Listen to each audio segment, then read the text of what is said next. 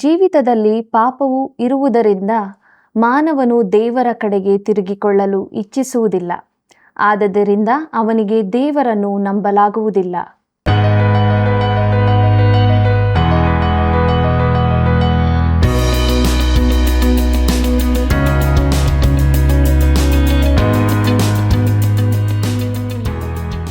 ಆತ್ಮೀಯ ಸಹೋದರ ಸಹೋದರಿಯರೇ, ಸತ್ಯವೇದ ಅಧ್ಯಯನ ಕಾರ್ಯಕ್ರಮಕ್ಕೆ ಪ್ರೀತಿಯ ಸುಸ್ವಾಗತ. ಪ್ರಿಯರೇ, ಈ ಯೆಹೆಜ್ಕೇಲನ ಪ್ರವಾದನೆಯ ಗ್ರಂಥದ 11ನೇ ಮತ್ತು 12ನೇ ಅಧ್ಯಾಯಗಳ ಧ್ಯಾನದಲ್ಲಿ ಯೆಹೆಜ್ಕೇಲನು ನಾಶನದ ಬಗ್ಗೆ ನಟಿಸಿದ್ದು, ಸುಳ್ಳು ಪ್ರವಾದಿ ಹಾಗೂ ಪ್ರವಾದಿನಿಗಳ ಕುರಿತ ಪ್ರವಾದನೆಯ ವಿಷಯದಲ್ಲಿ ಇಂದು ನಾವು ತಿಳಿದುಕೊಳ್ಳೋಣ. ಕಾರ್ಯಕ್ರಮ ವೀಕ್ಷಿಸಿದ ನಂತರ ಕರೆ ಮಾಡಲು ಮರೆಯಬೇಡಿ. ನಮ್ಮ ಅಧ್ಯಯನವನ್ನು ಪ್ರಾರ್ಥನಾಪೂರ್ವಕವಾಗಿ ಪ್ರಾರಂಭಿಸೋಣ. ಸುಗಂಧ ತೈಲಕ್ಕಿಂತ ಒಳ್ಳೆಯ ಹೆಸರು ಉತ್ತಮ, ಜನನ ದಿನಕ್ಕಿಂತ ಮರಣದಿನ ಮೇಲು. ಪ್ರಸಂಗಿ 7:1. ಕರ್ತನಲ್ಲಿ ಪ್ರೀತಿಯುಳ್ಳ ಸಹೋದರ ಸಹೋದರಿಯರೇ, ನಮ್ಮ ರಕ್ಷಕನಾದ ಯೇಸು ಕ್ರಿಸ್ತನ ಅತಿ ಮುದ್ದಾದ ನಾಮದಲ್ಲಿ ನಿಮ್ಮೆಲ್ಲರಿಗೂ ನನ್ನ ಹೃದಯಪೂರ್ವಕವಾದ ಪ್ರೀತಿಯ ವಂದನೆಗಳು.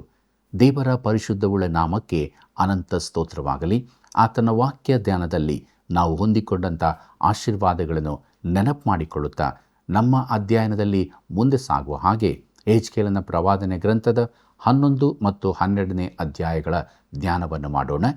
ಪ್ರಿಯರೇ, ಇದರ ಮುಖ್ಯ ಪ್ರಸ್ತಾಪ ಯೆರೂಸಲೇಮಿನ ಅಧಿಪತಿಗಳ ವಿರುದ್ಧದ ಪ್ರವಾದನೆ. ಯೆರೂಸಲೇಮಿನ ನಾಶನವನ್ನು ಯೆಹೆಜ್ಕೇಲನು ನಟಿಸಿ ತೋರಿಸಿದ್ದು, ಸುಳ್ಳು ಪ್ರವಾದಿನಿಗಳ ಕುರಿತ ಪ್ರವಾದನೆ, ಇನ್ನು ಯೆರೂಸಲೇಮಿನಲ್ಲಿದ್ದ ಅಧಿಪತಿಗಳ ವಿರುದ್ಧವಾದ ಪ್ರವಾದನೆಯು 11ನೆಯ ಅಧ್ಯಾಯದಲ್ಲಿದೆ. ಹೆಚ್ಚಿನ ಜನರು ಸೆರೆಯಾಗಿ ಒಯ್ಯಲ್ಪಟ್ಟಿದ್ದರೂ ಯೆರೂಸಲೇಮು ಇನ್ನೂ ನಾಶವಾಗಿರಲಿಲ್ಲ. ಚಿದ್ಕೀಯನು ಇನ್ನೂ ಸಿಂಹಾಸನದಲ್ಲಿದ್ದನು. ಅಲ್ಲಿನ ಅಧಿಪತಿಗಳು ದೇವರಿಗೆ ವಿರುದ್ಧವಾಗಿದ್ದು ಮಾತ್ರವಲ್ಲ, ಅವರು ಬಾಬೇಲಿನ ಅರಸನಾದ ನೆಬೂಕದ್ನೆಚ್ಚರನಿಗೂ ವಿರುದ್ಧವಾಗಿದ್ದರು. ಯೆಹೆಜ್ಕೇಲನ ಪ್ರವಾದನೆ ಗ್ರಂಥ 11ನೇ ಅಧ್ಯಾಯ 1ನೇ ವಚನವನ್ನು ನನ್ನೊಂದಿಗೆ ಗಮನಿಸಿರಿ.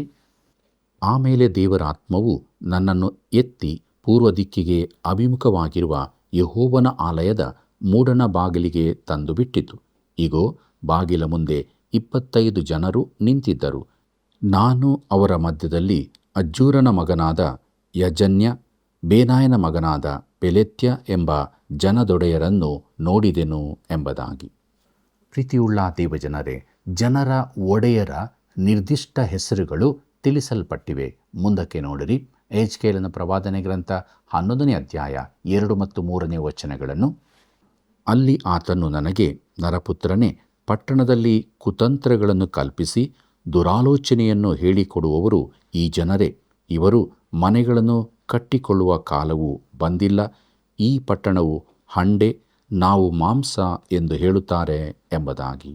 ಪ್ರೀತಿಯುಳ್ಳ ಸಹೋದರ ಸಹೋದರಿಯರೇ, ಈ ಜನರೊಡೆಯರ ಮಾತಿನ ಅರ್ಥ, ಈ ಪಟ್ಟಣವು ನಮ್ಮದಾಗಿದೆ, ಹೆಚ್ಚಿನವರೆಲ್ಲರೂ ಹೋಗಿಯಾಗಿದೆ, ನಾವು ಇಲ್ಲೇ ಇರುವವರು, ನಮಗೆ ಸಮಾಧಾನ, ಸಮೃದ್ಧಿ, ಅಭಿವೃದ್ಧಿಗಳಿರುತ್ತವೆ ಎಂಬುದಾಗಿ ಅವರ ದೃಷ್ಟಿಕೋನವು ಸಂಪೂರ್ಣವಾಗಿ ಭೌತಿಕವಾದದ್ದಾಗಿದೆ. ಯೆಹೆಜ್ಕೇಲನ ಪ್ರವಾದನೆ ಗ್ರಂಥ 11ನೇ ಅಧ್ಯಾಯ 4 ಮತ್ತು 5ನೇ ವಚನಗಳನ್ನು ಗಮನಿಸಿರಿ. ಆದ ಕಾರಣ ನರಪುತ್ರನೇ, ನೀನು ಇವರ ವಿಷಯವಾಗಿ ಆಹಿತವನ್ನು ನುಡಿ, ತಪ್ಪದೆ ನುಡಿ ಎಂದು ಆಜ್ಞಾಪಿಸಿದನು. ಆಗ ಯೆಹೋವನ ಆತ್ಮವು ನನ್ನಲ್ಲಿ ಆವೇಶಿಸಲು ಹೀಗೆ ಸಾರಬೇಕೆಂದು ಅಪ್ಪಣೆಯಾಯಿತು. ಯೆಹೋವನು ಇಂತೆನ್ನುತ್ತಾನೆ, ಇಸ್ರಾಯೇಲ್ ವಂಶದವರೇ, ನೀವು ಹೀಗೆ ಮಾತಾಡುತ್ತಿದ್ದೀರಿ. ಸರಿ, ನಿಮ್ಮ ಮನಸ್ಸಿನಲ್ಲಿ ಹುಟ್ಟಿರುವ ಆಲೋಚನೆಗಳು ನನಗೆ ಗೊತ್ತೇ ಇವೆ ಎಂಬುದಾಗಿ. ಪ್ರೀತಿಯುಳ್ಳ ದೇವಜನರೇ, ನಾವು ಯೋಚಿಸುವುದನ್ನು ದೇವರು ತಿಳುಕೊಳ್ಳುತ್ತಾನೆ. ದೂರದಿಂದಲೇ ಆತನು ನಮ್ಮ ಯೋಚನೆಗಳನ್ನು ಗೊತ್ತು ಮಾಡಿಕೊಳ್ಳುತ್ತಾನೆ. ಮುಂದಕ್ಕೆ ನೋಡೋಣ. ಯೆಹೆಜ್ಕೇಲನ ಪ್ರವಾದನೆ ಗ್ರಂಥ 11ನೇ ಅಧ್ಯಾಯ 6ನೇ ವಚನವನ್ನು. ನೀವು ಈ ಪಟ್ಟಣದಲ್ಲಿ ನರಹತ್ಯವನ್ನು ಹೆಚ್ಚೆಚ್ಚಾಗಿ ಮಾಡಿ ಹತರಾದವರಿಂದ ಬೀದಿಗಳನ್ನು ತುಂಬಿಸಿದ್ದೀರಿ ಎಂಬುದಾಗಿ. ಕರ್ತನಲ್ಲಿ ಪ್ರಿಯರೇ, ಬಹುಶಃ ದೇವರಿಗಾಗಿ ನಿಂತವರನ್ನು ಆ ಒಡೆಯರು ಸಂಹರಿಸಿರಬಹುದು. ಮುಂದಕ್ಕೆ ಯೆಹೆಜ್ಕೇಲನ ಪ್ರವಾದನೆ ಗ್ರಂಥ 11ನೇ ಅಧ್ಯಾಯ 10ನೇ ವಚನವನ್ನು ನೋಡೋಣ. ನೀವು ಖಡ್ಗಕ್ಕೆ ತುತ್ತಾಗುವಿರಿ, ಇಸ್ರಾಯೇಲಿನ ಮೇರೆಯಲ್ಲಿ ನಿಮಗೆ ದಂಡನೆಯನ್ನು ವಿಧಿಸುವೆನು, ನಾನೇ ಯೆಹೋವನು ಎಂದು ನಿಮಗೆ ಗೊತ್ತಾಗುವುದು ಎಂಬುದಾಗಿ. ಕರ್ತನಲ್ಲಿ ಪ್ರಿಯರೇ, ಜನರು ದೇವರನ್ನು ತಿಳಿದುಕೊಳ್ಳಬೇಕೆಂಬುದೇ ದೇವರು ಅವರನ್ನು ದಂಡಿಸುವ ಉದ್ದೇಶವಾಗಿದೆ. ಯೆಹೆಜ್ಕೇಲನ ಪ್ರವಾದನೆ ಗ್ರಂಥ 11ನೇ ಅಧ್ಯಾಯ 11ನೇ ವಚನ ಹೀಗೆ ಹೇಳುತ್ತದೆ: ಈ ಪಟ್ಟಣವು ನಿಮಗೆ ಹಂಡೆಯಾಗುವುದಿಲ್ಲ, ನೀವು ಅದರಲ್ಲಿನ ಮಾಂಸವಾಗುವುದಿಲ್ಲ. ಇಸ್ರಾಯೇಲಿನ ಮೇರೆಯಲ್ಲಿ ನಿಮಗೆ ದಂಡನೆಯನ್ನು ವಿಧಿಸುವೆನು ಎಂಬುದಾಗಿ. ಪ್ರೀತಿಯುಳ್ಳ ಸಹೋದರ ಸಹೋದರಿಯರೇ, ಅವರನ್ನು ದಣಿಸುತ್ತೇನೆಂದು ದೇವರು ಹೇಳುತ್ತಿದ್ದಾನೆ. ಯೆಹೆಜ್ಕೇಲನ ಪ್ರವಾದನೆ ಗ್ರಂಥ 11ನೇ ಅಧ್ಯಾಯ 14ನೇ ವಚನದಿಂದ 16ನೇ ವಚನದವರೆಗೆ ನನ್ನೊಂದಿಗೆ ಗಮನಿಸಿರಿ. ಆಗ ಯೆಹೋವನು ಈ ಮಾತನ್ನು ನನಗೆ ದಯಪಾಲಿಸಿದನು: ನರಪುತ್ರನೇ, ನಿನ್ನ ಸಹೋದರರು, ನಿನ್ನ ಅಣ್ಣ ತಮ್ಮಂದಿರು, ನಿನ್ನ ನೆಂಟರು, ಅಂತೂ ಯೆರೂಸಲೇಮಿನವರು, ಇಸ್ರಾಯೇಲ್ ವಂಶದವರಲ್ಲಿ ಯಾರನ್ನು ಯೆಹೋವನ ಬಳಿಯಿಂದ ದೂರವಾಗಿ ತೊಲಗಿರಿ, ಈ ದೇಶವು ನಮಗೆ ಸ್ವಾಸ್ಥ್ಯವಾಗಿ ಸಿಕ್ಕಿದೆ ಎಂದು ಈನೈಸಿದರೋ ಅವರೆಲ್ಲರೂ ಉಳಿದಿದ್ದಾರಲ್ಲ. ಆದ ಕಾರಣ ನೀನು ಹೀಗೆ ಸಾರು: ಕರ್ತನಾದ ಯೆಹೋವನು ಇಂತೆನ್ನುತ್ತಾನೆ, ನಾನು ಅವರನ್ನು ದೂರವಾಗಿ ತೊಲಗಿಸಿ ಜನಾಂಗಗಳಲ್ಲಿ ಅನ್ಯ ದೇಶಗಳೊಳಗೆ ಚದರಿಸಿದರೂ ಅವರು ಸೇರಿರುವ ದೇಶಗಳಲ್ಲಿಯೇ ನಾನು ಕೊಂಚ ಕಾಲದ ಮಟ್ಟಿಗೆ ಅವರಿಗೆ ಪವಿತ್ರಾಲಯವಾಗಿರುವೆನು ಎಂಬುದಾಗಿ. ಕರ್ತನಲ್ಲಿ ಪ್ರೀತಿಯುಳ್ಳ ದೇವಜನರೇ, ದೇವರು ಹೇಳುತ್ತಿದ್ದಾನೆ, ಜನಶೇಷವು ಉಳಿದುಕೊಂಡು ಅವರು ನನ್ನನ್ನು ನೋಡುವರು. ಹಾಗಾಗುವಾಗ ನಾನು ಅವರಿಗೆ ಚಿಕ್ಕ ದೇವಾಲಯವಾಗಿ ಪವಿತ್ರ ಸ್ಥಾನವಾಗಿದ್ದು ಅವರು ನನ್ನ ಬಳಿಗೆ ಬರುವುದಕ್ಕಾಗುವುದು. ದೇವಾಲಯವು ನಾಶವಾದ ಅವಧಿಯಲ್ಲಿ ದೇವರ ಏರ್ಪಾಡು ಇದಾಗಿರುತ್ತದೆ. ಈ ಅವಧಿಯಲ್ಲಿ ದಾನಿಯೇಲನು ಬೇರೆ ಅನೇಕರು ಕರ್ತನನ್ನು ಬೇಡಿಕೊಂಡರು. ಯೆಹೆಜ್ಕೇಲನ ಪ್ರವಾದನೆ ಗ್ರಂಥ 11ನೇ ಅಧ್ಯಾಯ 17ನೇ ವಚನದಿಂದ 20ನೇ ವಚನದವರೆಗೆ ಗಮನಿಸಿರಿ. ಆಮೇಲೆ ಅವರನ್ನು ಜನಾಂಗಗಳೊಳಗಿಂದ ಕೂಡಿಸುವೆನು, ಚದರಿರುವ ದೇಶಗಳಿಂದ ಅವರನ್ನು ಒಟ್ಟಿಗೆ ಬರಮಾಡಿ ಇಸ್ರಾಯೇಲ್ ದೇಶವನ್ನು ಅವರಿಗೆ ದಯಪಾಲಿಸುವೆನು. ಅವರು ಅಲ್ಲಿಗೆ ಸೇರಿ ಎಲ್ಲ ಅಸಹ್ಯ ವಸ್ತುಗಳನ್ನು, ಸಮಸ್ತ ಹೇಯ ವಿಗ್ರಹಗಳನ್ನು ಅಲ್ಲಿಂದ ತೆಗೆದುಹಾಕುವರು. ಅವರು ನನ್ನ ನಿಯಮಗಳನ್ನು ಅನುಸರಿಸಿ ನನ್ನ ವಿಧಿಗಳನ್ನು ಕೈಕೊಂಡು ನೆರವೇರಿಸಲಿ ಎಂದು ನಾನು ಅವರಿಗೆ ಒಂದೇ ಮನಸ್ಸನ್ನು ದಯಪಾಲಿಸಿ ನೂತನ ಸ್ವಭಾವವನ್ನು ಅವರಲ್ಲಿ ಹುಟ್ಟಿಸುವೆನು. ಕಲ್ಲಾದ ಹೃದಯವನ್ನು ಅವರೊಳಗಿಂದ ತೆಗೆದು ಮೃದುವಾದ ಹೃದಯವನ್ನು ಅವರಿಗೆ ಅನುಗ್ರಹಿಸುವೆನು. ಅವರು ನನಗೆ ಪ್ರಜೆಯಾಗಿರುವರು, ನಾನು ಅವರಿಗೆ ದೇವರಾಗಿರುವೆನು ಎಂಬುದಾಗಿ. ಪ್ರೀತಿಯುಳ್ಳ ಸಹೋದರ ಸಹೋದರಿಯರೇ, ದೇವರು ಜನರನ್ನು ತಿರುಗಿ ದೇಶಕ್ಕೆ ಕರೆತರುತ್ತಾನೆ. ಹಾಗೆ ಬಂದವರು ಯಾರು? ದೇವರನ್ನು ಹುಡುಕುವವರು. 70 ವರ್ಷಗಳ ಸೆರೆಯ ಕೊನೆಯ ಭಾಗದಲ್ಲಿ ಸುಮಾರು 60,000 ಮಂದಿ ಹಿಂದಿರುಗಿ ಬಂದರು. ಮುಂದಕ್ಕೆ ನೋಡಿರಿ, ಯೆಹೆಜ್ಕೇಲನ ಪ್ರವಾದನೆ ಗ್ರಂಥ 11ನೇ ಅಧ್ಯಾಯ 21ನೇ ವಚನವನ್ನು. ಆದರೆ ಯಾರ ಚಿತ್ತವು ತಮ್ಮ ಅಸಹ್ಯ ವಸ್ತುಗಳನ್ನು, ಹೇಯ ವಿಗ್ರಹಗಳನ್ನು ಅನುಸರಿಸುತ್ತದೋ ಅವರ ದುರ್ನಡತೆಯನ್ನು ಅವರ ತಲೆಗೆ ಕಟ್ಟುವೆನು. ಇದು ಕರ್ತನಾದ ಯೆಹೋವನ ನುಡಿ ಎಂಬುದಾಗಿ. ಕರ್ತನಲ್ಲಿ ಪ್ರಿಯರೇ, ದೇವರ ದಂಡನೆಯು ಬರುತ್ತಲಿದೆ, ಈ ಭೂಮಿಗೆ ದಂಡನೆಯು ಬರಲಿದೆ ಎಂಬುದನ್ನು ದೇವರ ಸೆರೆಯಲ್ಲಿರುವವರು ಅಲಕ್ಷ್ಯ ಮಾಡುವುದು ದುಃಖದ ಸಂಗತಿಯಾಗಿದೆ. ದೇವರ ದಂಡನೆಯು ಆತನು ಇದ್ದಾನೆಂಬುದಕ್ಕೆ ಬಲವಾದ ಆಧಾರವಾಗಿದೆ. ಯೆಹೆಜ್ಕೇಲನ ಪ್ರವಾದನೆ ಗ್ರಂಥ 11ನೇ ಅಧ್ಯಾಯ 22 ಮತ್ತು 23ನೇ ವಚನಗಳನ್ನು ಗಮನಿಸಿರಿ. ಬಳಿಕ ಚಕ್ರಗಳ ಪಕ್ಕದಲ್ಲಿದ್ದ ಕೆರೂಬಿಗಳು ರೆಕ್ಕೆಗಳನ್ನು ಹರಡಿಕೊಂಡವು. ಇಸ್ರಾಯೇಲಿನ ದೇವರ ತೇಜಸ್ಸು ಅವುಗಳ ಮೇಲ್ಗಡೆ ನೆಲೆಸಿತ್ತು.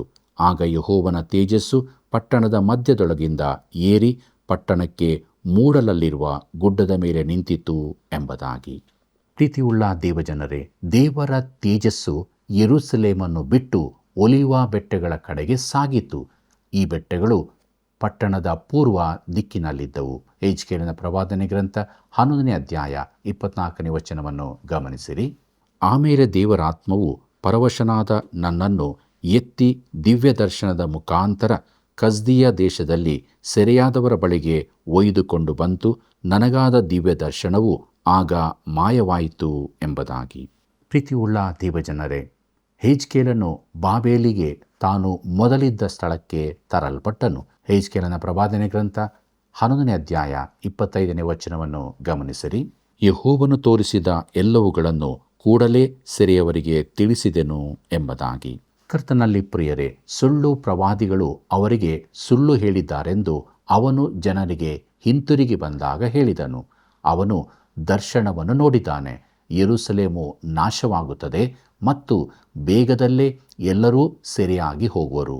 ದೇವರು ಅವರನ್ನು ಯಾಕೆ ದಂಡಿಸುತ್ತಾನೆಂದು ಅವನಿಗೆ ತಿಳಿದಿತ್ತು. ಜನರು ಯೆಹೆಜ್ಕೇಲನ ಮಾತಿಗೆ ಕಿವಿಗೊಡಲಿಲ್ಲ. ಆದರೆ ಅವನು ಅವರಿಗೆ ಒಂದು ಸೂಚಕವಾಗಿ ಮುಂದುವರಿದನು. ಯೆರೂಸಲೇಮಿನ ನಾಶನವನ್ನು ಯೆಹೆಜ್ಕೇಲನು ನಟಿಸಿದ್ದು ದಂಡನೆಯು ಅತೀ ಸಮೀಪದಲ್ಲಿದೆ ಎಂಬ ಯೆಹೆಜ್ಕೇಲನ ಮಾತಿನೊಂದಿಗೆ 12ನೇ ಅಧ್ಯಾಯದ ಒಂದು ಭಾಗ ಆರಂಭಗೊಳ್ಳುತ್ತದೆ. ಆದರೆ ಜನರು ಅದನ್ನು ನಂಬುವುದಿಲ್ಲ. ಪ್ರಿಯರೇ, ಇಲ್ಲಿನ ಪ್ರಮುಖ ಅಂಶ ದೇವರ ವಾಕ್ಯವನ್ನು ಪ್ರಸರಿಸುವುದೇ ಆಗಿದೆ. ಯೆಹೆಜ್ಕೇಲನು ದೇವರ ವಾಕ್ಯವನ್ನು ಮಾತ್ರ ತಿಳಿಸುವ ಎಚ್ಚರಿಕೆ ವಹಿಸಬೇಕಾಗಿದೆ. ಯೆಹೆಜ್ಕೇಲನ ಪ್ರವಾದನೆ ಗ್ರಂಥ 12ನೇ ಅಧ್ಯಾಯ 1ನೇ ವಚನವನ್ನು ನನ್ನೊಂದಿಗೆ ಗಮನಿಸಿರಿ. ಯೆಹೋವನು ಈ ವಾಕ್ಯವನ್ನು ನನಗೆ ದಯಪಾಲಿಸಿದನು ಎಂಬುದಾಗಿ. ಕರ್ತನಲ್ಲಿ ಪ್ರಿಯರೇ, ಈ ಅಧ್ಯಾಯದಲ್ಲಿ 5 ಬಾರಿ ಯೆಹೆಜ್ಕೇಲನು ಯೆಹೋವನು ಈ ವಾಕ್ಯವನ್ನು ನನಗೆ ದಯಪಾಲಿಸಿದನು ಎಂದು ಹೇಳುತ್ತಾನೆ. ವಚನ 1, 8, 17, 21 ಮತ್ತು ವಚನ 26. ಪ್ರಿಯರೇ, ಯೆಹೆಜ್ಕೇಲನು ಜನರಿಗೆ ದೇವರ ಮಾತನ್ನೇ ತಿಳಿಸುತ್ತಿದ್ದಾನೆಂದು ನಮಗೆ ಅನಿಸುತ್ತಿದೆಯೋ? ಅವನು ಬೇರೇನನ್ನೂ ಹೇಳುತ್ತಿರಲಿಲ್ಲ. ಯೆಹೆಜ್ಕೇಲನ ಪ್ರವಾದನೆ ಗ್ರಂಥ 12ನೇ ಅಧ್ಯಾಯ 2ನೇ ವಚನವನ್ನು ನೋಡೋಣ. ನೀನು ದ್ರೋಹಿ ವಂಶದ ಮಧ್ಯದಲ್ಲಿ ವಾಸಿಸುತ್ತಿ, ಆ ವಂಶದವರು ದ್ರೋಹಿಗಳಾಗಿರುವುದರಿಂದ, ನರಪುತ್ರನೇ, ನೀನು ದ್ರೋಹಿ ವಂಶದ ಮಧ್ಯದಲ್ಲಿ ವಾಸಿಸುತ್ತಿ, ಆ ವಂಶದವರು ದ್ರೋಹಿಗಳಾಗಿರುವುದರಿಂದ ಕಣ್ಣಿದ್ದರೂ ಕಾಣರು, ಕಿವಿಯಿದ್ದರೂ ಕೇಳರು ಎಂಬುದಾಗಿ. ಪ್ರೀತಿಯುಳ್ಳ ದೇವಜನರೇ, ಈ ಜನರ ಕುರಿತು ದೇವರು ಯೆಹೆಜ್ಕೇಲನಿಗೆ ಮೊದಲೇ ಎಚ್ಚರಿಕೆ ನೀಡಿದ್ದನು. ಆದರೆ ಯೆಹೆಜ್ಕೇಲನು ನಿರಾಶೆಗೊಳ್ಳದಂತೆ ದೇವರು ಪುನಃ ಅದನ್ನು ತಿಳಿಸುತ್ತಿದ್ದಾನೆ. ಇಸ್ರಾಯೇಲ್ಯರ ಚರಿತ್ರೆಯ ಆದಿಯಲ್ಲಿಯೇ ಈ ರೀತಿ ಹೇಳಿದ್ದನು. ಆದರೂ ಗ್ರಹಿಸುವ ಬುದ್ಧಿ, ನೋಡುವ ಕಣ್ಣು, ಕೇಳುವ ಕಿವಿ ಇವುಗಳನ್ನು ಯೆಹೋವನು ಇಂದಿನವರೆಗೂ ನಿಮಗೆ ಅನುಗ್ರಹಿಸಲಿಲ್ಲ. ಇದನ್ನು ಧರ್ಮೋಪದೇಶಕಾಂಡ 29ನೇ ಅಧ್ಯಾಯ 4ನೇ ವಚನದಲ್ಲಿ ನೋಡುತ್ತೇವೆ. ಈ ಜನರ ಕಿವಿಗಳು ಮುಚ್ಚಿಕೊಂಡಿವೆ, ಕಣ್ಣುಗಳು ಕಾಣಿಸದಿವೆ. ಈ ಜನರ ಕುರಿತ ಈ ಸತ್ಯವನ್ನು ಒಪ್ಪಿಕೊಂಡದ್ದು ಯೆಹೆಜ್ಕೇಲನು ಮಾತ್ರವಲ್ಲ, ಯೆಶಾಯ, ಯೆರೆಮೀಯರಿಗೂ ಇದು ತಿಳಿದು ಬಂತು. ಯೆಶಾಯನ ಪ್ರವಾದನೆ ಗ್ರಂಥ 6ನೇ ಅಧ್ಯಾಯ 9, 10ನೇ ವಚನ ಮತ್ತು ಯೆರೆಮೀಯನ ಪ್ರವಾದನೆ ಗ್ರಂಥ 5ನೇ ಅಧ್ಯಾಯ 21ನೇ ವಚನವನ್ನು ನೋಡಿರಿ. ಅದರೊಂದಿಗೆ ಪ್ರಿಯರೇ, ಅಪೊಸ್ತಲರ ಕೃತ್ಯಗಳ ಪುಸ್ತಕವು ಈ ಮಾತಿನೊಂದಿಗೆ ಕೊನೆಗೊಳ್ಳುತ್ತದೆ. ಅದೇನೆಂದರೆ, ನೀನು ಈ ಜನರ ಬಳಿಗೆ ಹೋಗಿ ಅವರಿಗೆ, ನೀವು ಕಿವಿಯಿದ್ದು ಕೇಳಿದರೂ ತಿಳಿಕೊಳ್ಳುವುದೇ ಇಲ್ಲ, ಕಣ್ಣಿದ್ದು ನೋಡಿದರೂ ಕಾಣುವುದೇ ಇಲ್ಲ ಎಂಬುದಾಗಿ ಹೇಳು. ಯಾಕಂದರೆ ಈ ಜನರ ಹೃದಯವು ಕೊಬ್ಬಿತು, ಇವರ ಕಿವಿ ಮಂದವಾಯಿತು, ಇವರು ಕಣ್ಣು ಮುಚ್ಚಿಕೊಂಡಿದ್ದಾರೆ. ತಾವು ಕಣ್ಣಿನಿಂದ ಕಂಡು, ಕಿವಿಯಿಂದ ಕೇಳಿ, ಹೃದಯದಿಂದ ತಿಳಿದು ನನ್ನ ಕಡೆಗೆ ತಿರುಗಿಕೊಂಡು ನನ್ನಿಂದ ಸ್ವಸ್ಥತೆಯನ್ನು ಹೇಗೋ ಹೊಂದಬಾರದೆಂದು ಮಾಡಿಕೊಂಡಿದ್ದಾರೆ ಎಂಬುದಾಗಿ. ಅಪೊಸ್ತಲರ ಕೃತ್ಯಗಳು 28ನೇ ಅಧ್ಯಾಯ 26 ಮತ್ತು 27ನೇ ವಚನದಲ್ಲಿ ಇದನ್ನು ನಾವು ನೋಡುತ್ತೇವೆ. ಪ್ರೀತಿಯುಳ್ಳ ದೇವಜನರೇ, ಈ ಜನರ ಕಣ್ಣು ಕಿವಿಗಳು ಮುಚ್ಚಿ ಹೋಗಿರುತ್ತವೆ. ಈ ದಿನಗಳಲ್ಲಿ ಜನರು ತಮಗೆ ನಂಬಲಾಗುವುದಿಲ್ಲವೆಂದು ಹೇಳುವಾಗ ಅದೊಂದು ಮನಸ್ಸಿನ ಸಮಸ್ಯೆಯಲ್ಲ, ಅದು ಹೃದಯದ ಚಿತ್ತದ ವಿಚಾರವಾಗಿದೆ. ಅವರು ನಂಬುವುದಕ್ಕೆ ಇಷ್ಟಪಡುವುದಿಲ್ಲ. ಕೆಲವರು ತಮಗೆ ಮಾನಸಿಕ ನಿಷಿದ್ಧಗಳಿರುತ್ತವೆಂದು ಹೇಳುತ್ತಾರೆ, ಅದನ್ನು ಜಯಿಸಲು ಆಗುವುದಿಲ್ಲವೆನ್ನುತ್ತಾರೆ. ಪ್ರಿಯನೇ, ನಿನ್ನ ಮನಸ್ಸು ಒಂದು ಚಿಕ್ಕ ತಡೆಯನ್ನು ತೆಗೆಯಲು ಸಮರ್ಥವಾಗಿರುವುದಿಲ್ಲ. ಸಮಸ್ಯೆ ಮನಸ್ಸಿನದಲ್ಲ, ಆದರೆ ಚಿತ್ತದ್ದು. ಜೀವಿತದಲ್ಲಿ ಪಾಪವು ಇರುವುದರಿಂದ ಮಾನವನು ದೇವರ ಕಡೆಗೆ ತಿರುಗಿಕೊಳ್ಳಲು ಇಚ್ಛಿಸುವುದಿಲ್ಲ. ಆದ್ದರಿಂದ ಅವನಿಗೆ ನಂಬಲಾಗುವುದಿಲ್ಲ. ಕರ್ತನಲ್ಲಿ ಪ್ರಿಯರೇ, ಇಸ್ರಾಯೇಲು ಇಡೀ ಲೋಕದ ಒಂದು ಚಿಕ್ಕ ಪ್ರತಿರೂಪವಾಗಿದೆ. ಅಂದರೆ ಇಲ್ಲಿ ವಿವರಿಸಿದ ಇಸ್ರಾಯೇಲಿನ ಸ್ಥಿತಿಯು ಈಗಿನ ಜಗತ್ತಿನ ಸ್ಥಿತಿಯೂ ಆಗಿರುತ್ತದೆ. ಆಕೆಯ ಅಪನಂಬಿಕೆಯಲ್ಲಿ ಆಕೆ ಇಡೀ ಜಗತ್ತಿನ ಸೂಕ್ಷ್ಮ ರೂಪದಂತಿದ್ದಾಳೆ. ಆದ್ದರಿಂದಲೇ ನಾವು ಯೆಹೆಜ್ಕೇಲನ ಪುಸ್ತಕದಲ್ಲಿ ಏನು ಹೇಳುತ್ತದೆಂದು ಜಾಗ್ರತೆಯಾಗಿ ಗಮನಿಸಬೇಕಾಗಿದೆ. ಪ್ರೀತಿಯುಳ್ಳ ಸಹೋದರ ಸಹೋದರಿಯರೇ, ಇಸ್ರಾಯೇಲ್ಯರ ಅಪನಂಬಿಕೆಯ ಕಾರಣದಿಂದಾಗಿ ಯೆಹೆಜ್ಕೇಲನು ಜನರಿಗೆ ಸಾಮ್ಯವನ್ನು ಹೇಳಲು ಇಚ್ಛಿಸಲಿಲ್ಲ. ಅದನ್ನು ನಟಿಸಿ ತೋರಿಸಿದನು. ಯೆಹೆಜ್ಕೇಲನು ಒಳ್ಳೆಯ ಬುದ್ಧಿವಂತನಾಗಿದ್ದನು. ಅವನಲ್ಲಿ ಹಾಸ್ಯ ಪ್ರಜ್ಞೆ ಕೂಡ ಇತ್ತೆಂದು ನೆನೆಸುತ್ತೇನೆ. ಈ ಕೆಲವು ನಟನೆಯ ಭಾಗಗಳನ್ನು ತೋರಿಸುವಾಗ ಅವನ ಮುಖಭಾವ ಹೇಗಿತ್ತೆಂದು ನಾನು ನೋಡಬೇಕಿತ್ತು. ಅವನು ಹಾಸ್ಯ ನಟನಾಗಿರಬಹುದು. ಈ ನಟನೆಗಳನ್ನು ಮಾಡುವಾಗ ಅವನು ನಿಜವಾಗಿಯೂ ಆನಂದಿಸಿರಬಹುದು. ಯೆಹೆಜ್ಕೇಲನ ಪ್ರವಾದನೆ ಗ್ರಂಥ 12ನೇ ಅಧ್ಯಾಯ 3ನೇ ವಚನದಿಂದ 6ನೇ ವಚನದವರೆಗೆ ಗಮನಿಸಿರಿ. ನರಪುತ್ರನೇ, ವಲಸೆ ಹೋಗುವುದಕ್ಕೆ ಬೇಕಾದ ಸಾಮಗ್ರಿಗಳನ್ನು ನೀನು ಕೂಡಿಸಿಕೊಂಡು ಹಗಲಲ್ಲಿ ಅವರ ಕಣ್ಣೆದುರಿಗೆ ಹೊರಡು. ಅಂದರೆ ನಿನ್ನ ವಾಸಸ್ಥಳವನ್ನು ಬಿಟ್ಟು ಅವರು ನೋಡುವ ಹಾಗೆ ಬೇರೊಂದು ಸ್ಥಳಕ್ಕೆ ಹೋಗು. ಅವರು ದ್ರೋಹಿ ವಂಶದವರಾಗಿದ್ದರೂ ಒಂದು ವೇಳೆ ಮನಸ್ಸಿಗೆ ತಂದಾರು.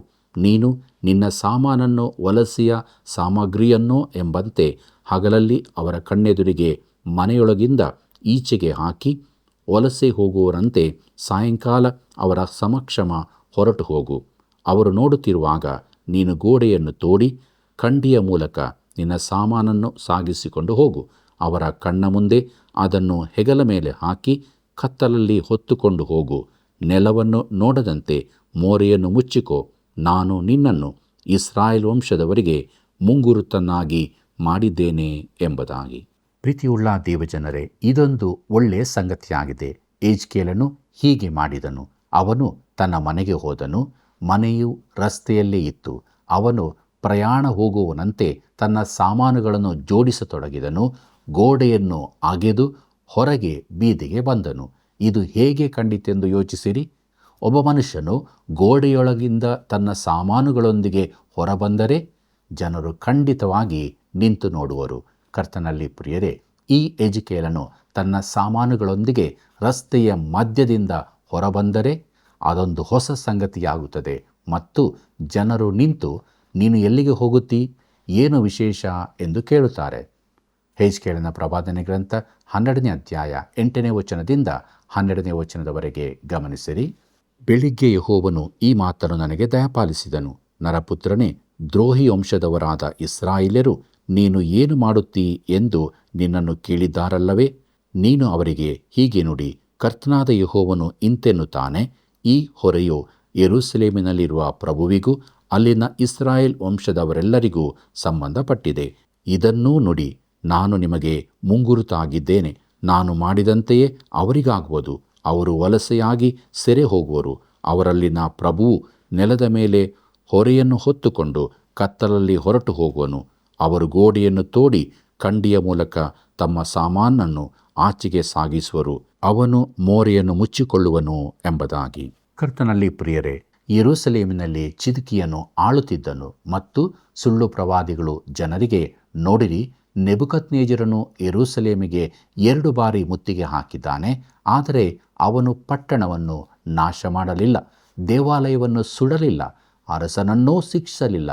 ನೀವು ಬೇಗದಲ್ಲೇ ಹಿಂದಿರುಗುತ್ತೀರಿ, ಚಿಂತೆ ಮಾಡಬೇಡಿರಿ. ಆದರೆ ಯೆಹೆಜ್ಕೇಲನು ಹೇಳುತ್ತಾನೆ, ನಾನು ನಿಮಗೊಂದು ಮಾತು ಹೇಳುತ್ತೇನೆ. ನಾನು ಈಗ ನಿಮ್ಮೆದುರಿಗೆ ನಟಿಸಿದ್ದು ಯೆರೂಸಲೇಮಿನಲ್ಲಿ ಬೇಗದಲ್ಲೇ ಆಗಬೇಕಾದದ್ದು. ಅಲ್ಲಿನ ಅರಸನಾದ ಚಿದ್ಕೀಯನು ತಾನು ಬುದ್ಧಿವಂತನೆಂದು ನೆನೆಸುತ್ತಾನೆ. ಮುತ್ತಿಗೆಯ ಸಮಯದಲ್ಲಿ ತಾನು ಪಟ್ಟಣದಿಂದ ಹೊರಕ್ಕೆ ಹೋಗಬಲ್ಲನೆಂದು ನೆನೆಸುತ್ತಾನೆ. ಆದರೆ ಹಾಗಾಗುವುದಿಲ್ಲ. ಅವನು ಪಟ್ಟಣದಿಂದ ಹೊರಬರುವಾಗ ನೆಲವನ್ನು ನೋಡಲಿಕ್ಕೂ ಆಗದು. ಚಿದ್ಕೀಯನು ಯಾಕೆ ನೆಲವನ್ನು ಕಾಣಲಿಲ್ಲ? 2ನೇ ಅರಸುಗಳು 25ನೇ ಅಧ್ಯಾಯ 1ನೇ ವಚನದಿಂದ 7ನೇ ವಚನದಲ್ಲಿನ ಚಾರಿತ್ರಿಕ ದಾಖಲೆಯನ್ನು ಓದಿಕೊಳ್ಳಿರಿ. ನೆಬೂಕದ್ನೆಚ್ಚರನು ಇಸ್ರಾಯೇಲ್ ರಾಜನಿಗಿಂತ ಪ್ರಾಮಾಣಿಕನಾಗಿದ್ದನು. ಅಪನಂಬಿಗಸ್ತ ಕ್ರೈಸ್ತನಿಗಿಂತ ಹೆಚ್ಚಾಗಿ ಸಭೆಗೆ ಕೇಡು ಮಾಡುವ ಸಂಗತಿ ಬೇರೊಂದಿಲ್ಲ. ಪ್ರಿಯರೇ, ಕರ್ತನ ಕೆಲಸದಲ್ಲಿ ಹೆಚ್ಚು ಚಟುವಟಿಕೆಯಿಂದಿದ್ದು ವ್ಯವಹಾರಗಳಲ್ಲಿ ಕೆಟ್ಟ ಹೆಸರು ಒಳ್ಳೆಯದಲ್ಲ. ಚಿದ್ಕೀಯನು ಹಾಗೇ ಇದ್ದನು. ಯೆಹೆಜ್ಕೇಲನ ಸಂದೇಶವು ಕಹಿಯಾಗಿತ್ತು. ಯಾಕಂದರೆ ಸುಳ್ಳು ಪ್ರವಾದಿಗಳು ಯೆರೂಸಲೇಮಿನಲ್ಲಿ ಎಲ್ಲವೂ ಸರಿಯಿದೆ ಎಂದು ಹೇಳುತ್ತಿದ್ದರು. ಮುಂದಕ್ಕೆ ನೋಡೋಣ. ಯೆಹೆಜ್ಕೇಲನ ಪ್ರವಾದನೆ ಗ್ರಂಥ 12ನೇ ಅಧ್ಯಾಯ 17ನೇ ವಚನದಿಂದ 19ನೇ ವಚನದವರೆಗೆ. ಇದಲ್ಲದೆ ಯೆಹೋವನು ಈ ವಾಕ್ಯವನ್ನು ನನಗೆ ದಯಪಾಲಿಸಿದನು. ನರಪುತ್ರನೇ, ನೀನು ಅನ್ನವನ್ನು ನಡುಕದಿಂದ ತಿಂದು ನೀರನ್ನು ಅದರ ಬೆದರಿನಿಂದ ಕುಡಿದು ಈ ದೇಶದಲ್ಲಿರುವ ಜನರಿಗೆ ಹೀಗೆ ಹೇಳು, ಕರ್ತನಾದ ಯೆಹೋವನು ಇಸ್ರಾಯೇಲ್ ದೇಶದ ಯೆರೂಸಲೇಮಿನ ನಿವಾಸಿಗಳ ವಿಷಯವಾಗಿ ಇಂತೆನ್ನುತ್ತಾನೆ, ಅವರು ಅನ್ನವನ್ನು ಬೆದರಿನಿಂದ ತಿಂದು ನೀರನ್ನು ಬೆರಗಿನಿಂದ ಕುಡಿಯುವರು. ಏಕೆಂದರೆ ಆ ದೇಶದವರೆಲ್ಲರೂ ಬಲಾತ್ಕಾರಿಗಳಾಗಿರುವುದರಿಂದ ಅಲ್ಲಿನ ಸೊತ್ತೆಲ್ಲ ಸೂರೆಯಾಗಿ ದೇಶವು ಬರಿದಾಗುವುದು ಎಂಬುದಾಗಿ. ಪ್ರೀತಿಯುಳ್ಳ ಸಹೋದರ ಸಹೋದರಿಯರೇ, ಇದು ಎಜ್ಕೇಲನ ಒಂದು ಉಪಾಯವಾಗಿದೆ. ಅವನು ತನ್ನ ಊಟದ ಮೇಜನ್ನು ಹೊರಗೆ ರಸ್ತೆಯಲ್ಲಿರಿಸಿ ನಡುಗುತ್ತಾ ಊಟ ಮಾಡಬೇಕು. ಆಗ ಜನರು ಬಂದು, ನಿನಗೇನಾಯಿತು, ಚಳಿ ಜ್ವರ ಬಂದಿದೆಯೋ ಎಂದು ಕೇಳುತ್ತಾರೆ. ಎಜ್ಕೇಲನು ದೇವರ ಸಂದೇಶವನ್ನು ತಿಳಿಸುತ್ತಾನೆ. ಯೆರೂಸಲೇಮಿನಲ್ಲಿ ಏನಾಗುತ್ತಿದೆ ಎಂದು ನೋಡಿರಿ, ಅಲ್ಲಿ ಕ್ಷಾಮ ಉಂಟಾಗಿದೆ, ಜನರಲ್ಲಿ ಭಯ ಹುಟ್ಟಿದೆ, ದೇವರು ಪಟ್ಟಣವನ್ನು ನಾಶ ಮಾಡುತ್ತಿದ್ದಾನೆ. ಇದು ಎಂಥ ಭಯಂಕರ ಸಂದೇಶ. ಮುಂದಕ್ಕೆ ನೋಡೋಣ. ಎಜ್ಕೇಲನ ಪ್ರವಾದನೆ ಗ್ರಂಥ 12ನೇ ಅಧ್ಯಾಯ 22 ಮತ್ತು 23ನೇ ವಚನಗಳನ್ನು. ನರಪುತ್ರನೇ, ಕ್ಲುಪ್ತ ಕಾಲವು ದೂರ ದೂರ ಹೋಗುತ್ತಲಿದೆ, ದಿವ್ಯ ದರ್ಶನಗಳೆಲ್ಲ ನಿರಾರ್ಥಕ ಎಂಬುದಾಗಿ ಇಸ್ರಾಯೇಲ್ ದೇಶದವರು ಆಡಿಕೊಳ್ಳುವ ಈ ಗಾದೆಯೇನು? ಅವರಿಗೆ ಹೀಗೆ ಹೇಳು, ಕರ್ತನಾದ ಯೆಹೋವನು ಇಂತೆನ್ನುತ್ತಾನೆ, ನಾನು ಈ ಗಾದೆಯನ್ನು ನಿಲ್ಲಿಸಿ ಬಿಡುವೆನು, ಅದು ಇಸ್ರಾಯೇಲಿನಲ್ಲಿ ಇನ್ನೂ ಸಲ್ಲದು. ನಾನು ನುಡಿಯುವ ಈ ಮಾತನ್ನು ಕೇಳಿರಿ, ಕ್ಲುಪ್ತ ಕಾಲವು ಹತ್ತಿರಿಸಿದೆ, ದಿವ್ಯ ದರ್ಶನಗಳೆಲ್ಲ ಸಾರ್ಥಕವಾಗುವುದು ಸಮೀಪ ಎಂಬುದಾಗಿ. ಕರ್ತನಲ್ಲಿ ಪ್ರಿಯರೇ, ಎಜ್ಕೇಲನು ಹೇಳುತ್ತಿದ್ದಾನೆ, ದೇವರು ತಾಳ್ಮೆಯಿಂದಿದ್ದನು, ಆದರೆ ಈಗ ಎಲ್ಲ ಮುಗಿಯಿತು, ಸೆರೆವಾಸ ಸಮೀಪಿಸಿದೆ, ದೇವರು ಇನ್ನೂ ಕಾಯುವಾತನಲ್ಲ. ಮುಂದಕ್ಕೆ ನೋಡೋಣ. ಎಜ್ಕೇಲನ ಪ್ರವಾದನೆ ಗ್ರಂಥ 12ನೇ ಅಧ್ಯಾಯ 28ನೇ ವಚನವನ್ನು. ಆದ ಕಾರಣ ನೀನು ಅವರಿಗೆ ಹೀಗೆ ಹೇಳು, ಕರ್ತನಾದ ಯೆಹೋವನು ಇಂತೆನ್ನುತ್ತಾನೆ, ಇನ್ನು ಮೇಲೆ ನನ್ನ ಮಾತುಗಳಲ್ಲಿ ಯಾವುದೂ ಸಾವಕಾಶವಾಗದು, ನಾನಾಡುವ ಮಾತು ನೆರವೇರುವುದು ಖಂಡಿತ, ಇದು ಕರ್ತನಾದ ಯೆಹೋವನ ನುಡಿ ಎಂಬುದಾಗಿ. ಪ್ರೀತಿಯುಳ್ಳ ದೇವಜನರೇ, ಭವಿಷ್ಯವು ಸುಂದರವಾಗಿದೆ ಎಂದು ಎಲ್ಲರೂ ನಂಬಬೇಕೆಂದಿದ್ದರು. ಆದರೆ ಕರ್ತನಾದ ಯೇಸು ತನ್ನ ಸಭೆಯನ್ನು ಈ ಲೋಕದೊಳಗಿಂದ ಮೇಲಕ್ಕೆತ್ತುತ್ತಾನೆಂಬುದು ಅಂದವಾದ ವಾರ್ತೆಯಾಗಿದೆ. ನಮಗಿರುವ ನಿರೀಕ್ಷೆ ಅದೊಂದೇ. ಜಗತ್ತು ಒಳ್ಳೆಯದಾಗದು, ನಮಗೆ ಶಾಂತಿಯೂ ದೊರಕದು. ಚರಿತ್ರೆಯ ಪೂರ್ವಕಾಲದಲ್ಲಿ ಕೇವಲ 200ರಿಂದ 300 ವರ್ಷ ಕಾಲ ಮಾತ್ರ ನಿಜವಾದ ಶಾಂತಿ ನೆಲೆಸಿತ್ತು. ಮಾನವನು ಹೊಸ ಜಗತ್ತನ್ನು ನಿರ್ಮಾಣ ಮಾಡುತ್ತಿಲ್ಲ. ಪ್ರೀತಿಯುಳ್ಳ ಸಹೋದರ ಸಹೋದರಿಯರೇ, ದೇವರ ವಾಕ್ಯ ನಮ್ಮ ಸಂಗಡ ಮಾತನಾಡಿದೆ. ನಮ್ಮಲ್ಲಿ ನಿಜವಾದ ಶಾಂತಿ ಇದೆಯೋ? ಒಂದು ವೇಳೆ ಇಲ್ಲದೇ ಇರುವುದಾದರೆ ಇವತ್ತೇ ಸಮಾಧಾನದ ಅರಸನ ಬಳಿಗೆ ಬರೋಣ. ಆತನಿಂದ ಸಮಾಧಾನವನ್ನು ಹೊಂದಿಕೊಂಡು ಸಮಾಧಾನದ ಮಕ್ಕಳಾಗಿ ಜೀವಿಸೋಣ. ಪ್ರಾರ್ಥನೆ ಮಾಡೋಣ. ಕರುಣಾಳ ದೇವರೇ, ನಿನ್ನ ವಾಕ್ಯದ ಮೂಲಕ ನೀನು ನಮಗೆ ತಿಳಿಸಿದಂಥ ಸತ್ಯಗಳಿಗಾಗಿ ನಿನಗೆ ಸ್ತೋತ್ರ ಹೇಳುತ್ತೇವೆ. ವಾಕ್ಯವನ್ನು ಕೇಳುವವರು ಮಾತ್ರ ಆಗಿರದೆ ವಾಕ್ಯದ ಪ್ರಕಾರ ನಡೆಯುವುದಕ್ಕೆ ನಮಗೆ ಸಹಾಯ ಮಾಡು. ತಂದೆಯಾದ ದೇವರೇ, ನಮ್ಮೆಲ್ಲ ವೀಕ್ಷಕ ಬಾಂಧವರ ಜೀವಿತಗಳಲ್ಲಿ ನೀನು ಜೊತೆಯಿರು. ಅವರವರು ಇರುವಂಥ ಸ್ಥಳದಲ್ಲಿ ನಿನ್ನ ದಿವ್ಯ ಪ್ರಸನ್ನತೆ ಅವರನ್ನು ನಡೆಸಲಿ. ವಾಕ್ಯದಿಂದ ತುಂಬಿಸಿ ಆತ್ಮನ ಸಹಾಯವನ್ನು ಕೊಟ್ಟು ನಿಜ ಸಂತೋಷದಲ್ಲಿ ನಡೆಸಿ ನೀನು ಮಾತ್ರ ಮಹಿಮೆ ಹೊಂದು. ಯೇಸುವಿನ ನಾಮದಲ್ಲಿ ಬೇಡಿದ್ದೇವೆ ತಂದೆಯೇ, ಆಮೆನ್. ದೂರದಿಂದಲೇ ದೇವರು ನಮ್ಮ ಆಲೋಚನೆಗಳನ್ನು ಗೊತ್ತು ಮಾಡುತ್ತಾನೆ. ನಮಗೆ ನಂಬಲಾಗುವುದಿಲ್ಲವೆಂದು ಹೇಳುವುದು ಮನಸ್ಸಿನ ಸಮಸ್ಯೆಯಲ್ಲ, ಅದು ಹೃದಯ ಚಿತ್ತದ ವಿಚಾರವಾಗಿದೆ. ನಮಗಿರುವ ನಿರೀಕ್ಷೆ ನಾವು ಎತ್ತಲ್ಪಡುತ್ತೇವೆ ಎಂಬುದೇ. ಆದುದರಿಂದ ನಿತ್ಯವೂ ಈ ನಿರೀಕ್ಷೆಯಲ್ಲಿ ಜೀವಿಸೋಣ, ದೇವರನ್ನು ಮಹಿಮೆಪಡಿಸೋಣ. ಪ್ರಿಯ ವೀಕ್ಷಕರೇ, ಹೃದಯದ ಸಮಸ್ಯೆ ತಿಳಿದುಕೊಂಡಿದ್ದೇವೆ ಅಲ್ಲವೇ? ಇತರರು ಕೂಡ ದೇವರ ಚಿತ್ತವನ್ನು ತಿಳಿದುಕೊಳ್ಳಲು ಈ ಸೇವೆಯ ಬೆಳವಣಿಗೆಗಾಗಿ ಹಿಂದೆ ಕರೆ ಮಾಡಿರಿ. ಕರ್ತನ ಕೃಪೆಯು ಸದಾ ನಿಮ್ಮ ಸಂಗಡ ಇರಲಿ.